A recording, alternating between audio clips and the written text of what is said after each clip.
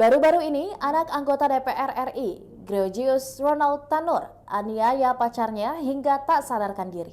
Mirisnya, GR masih sempat tersenyum usai melakukan penganiayaan. Video ini ramai di media sosial Instagram yang diunggah oleh akun @fakta.surabaya pada hari Sabtu 7 Oktober 2023. Berdasarkan keterangan video, GR merupakan anak anggota Komisi keempat DPR RI dari fraksi PKB Edward Tanur. GR telah ditetapkan sebagai tersangka kasus penganiayaan yang menyebabkan Dini Sera Afrianti berusia 29 tahun, janda anak satu meninggal dunia.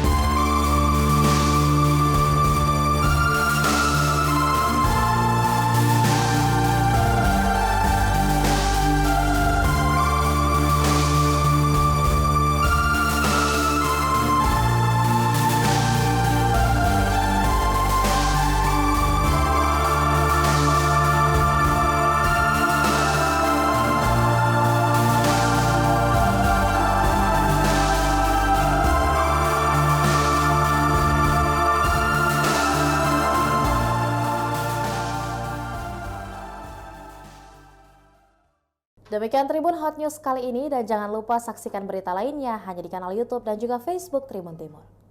Download Tribun X sekarang, menghadirkan lokal menjadi Indonesia.